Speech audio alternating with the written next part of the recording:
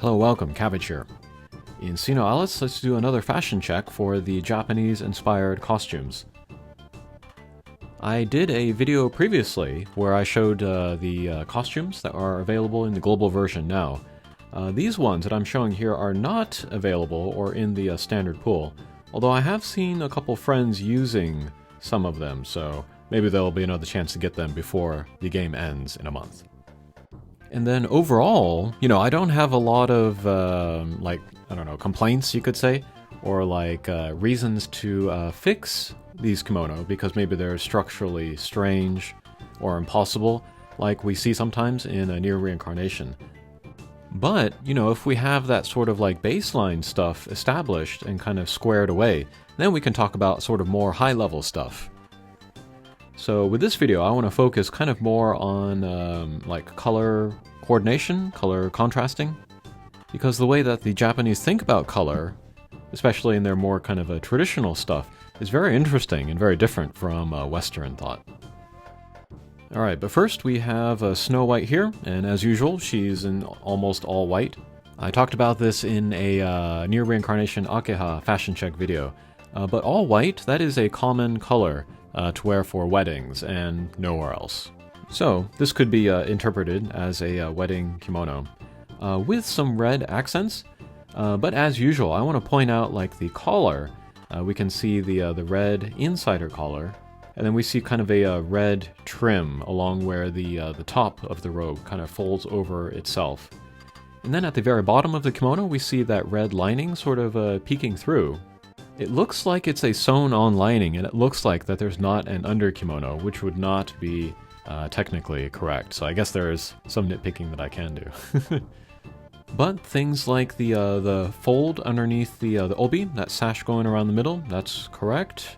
Although it's quite high, it's kind of well above her hips.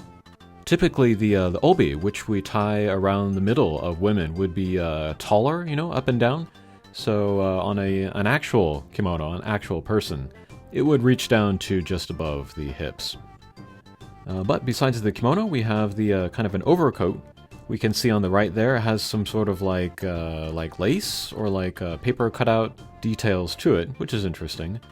And then the one detail about her outfit that might be the most untraditional would be her socks. Typically, and we'll see this later in the video, the socks would sort of terminate above the ankle bone, but this goes well above, reaching almost the calf, and it looks like it has a lace texture to it as well.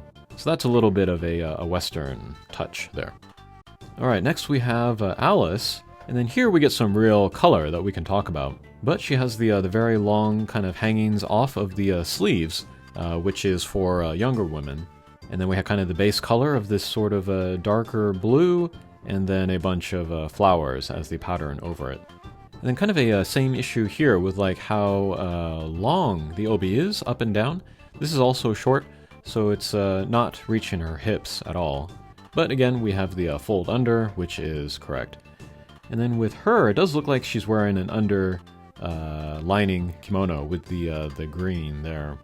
But we can see that it's going all the way from the bottom all the way to that under fold, which would not typically be there. Typically you would put on the under kimono and you would put the left over right, and then stop that with a little rope or a tape. And then over that you would put the actual kimono, so there wouldn't be no peeking out above the other layer of the kimono. Alright, and then we see kind of a lot of movement, a lot of dynamic movement with the various parts of the kimono. In real life, a kimono is not going to be moving or flaring out that much. We can see it on the bottom, coming out from the knees and below, from the long sleeves.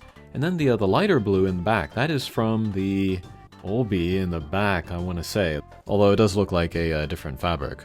And then color-wise, there is no sort of base color to ground the outfit, which is what we typically see in Western clothing.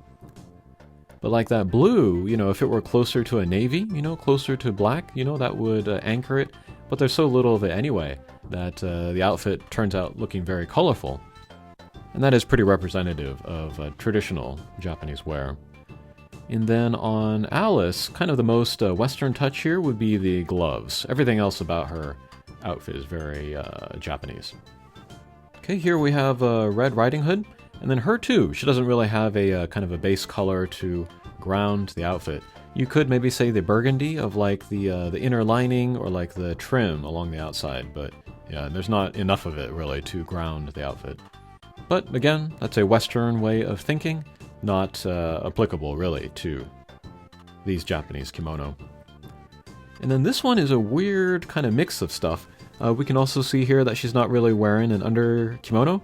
That would be very apparent with how open this kimono is, kind of above the thigh. But then she's also wearing kind of a neck muffler, which you would typically wear around New Year's when you visit the temple for the first time in a year. So yeah, that's kind of incongruous. Like, what season is this kimono really for? But we see a lot of Western touches here. We see some kind of ruffles in the openings of the sleeves, and then ruffles also kind of lining the edges of the kimono, especially at the bottom there. But footwear, very traditional, so that's something. Okay, next we have Princess Kaguya Hime.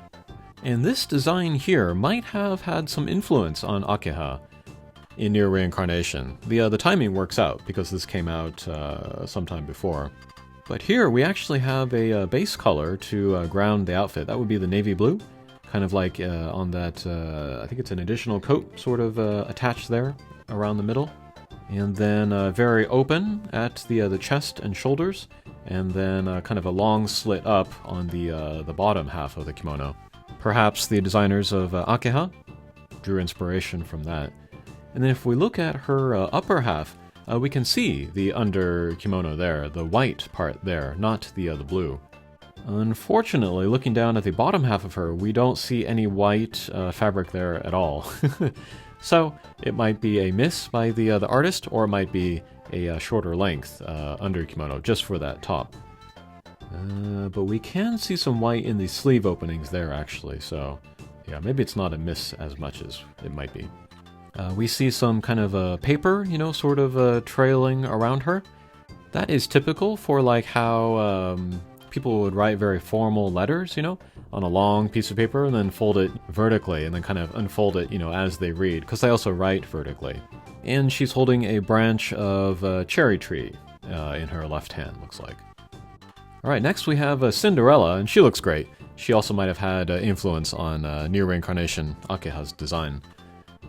But judging by her hair, this is a look kind of inspired by Yankee style. Yankee is kind of a, not a subculture, it's almost like an anti-culture. It's not like gang related, but it's like never-do-wells, you know? Japanese folks that can't or don't want to sort of live by the kind of the standard rules of society, and they really gravitate towards very cheap, flashy stuff. I love the culture, but yeah, most Japanese people wish that they would go away. But this Cinderella is definitely a nod to that.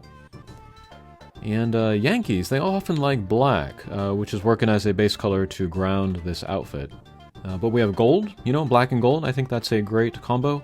And then a red under robe. And then her obi, her sash going around her middle is very, very narrow. And so that gives us like more ability, you know, to open that slit on the bottom half of the kimono, and also open the upper half, which I'm sure is on purpose. Okay, next we have Three Little Pigs. This is the least kimono-like of all of the outfits we're going to see today. But we can tell already by looking at the bottom half that this is more like a Western skirt, you know, full of ruffles and frills, give it a lot of volume, which kimono do not have. Yeah, kimono, when they are, you know, sewn and built, they are very two-dimensional, while Western clothing has a lot more structure and volume. And then we look at other parts of them, like around the where the black is crossing over, you know, left over right. We see some lace and ruffles there.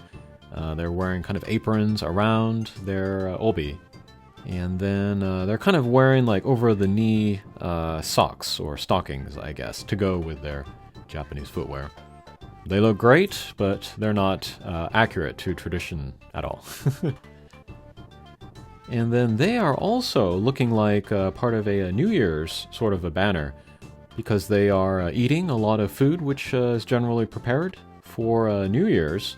So like on the upper right we see some shrimp, mushrooms, carrots cut in the shape of stars, mochi in a soup, olzoni we call it.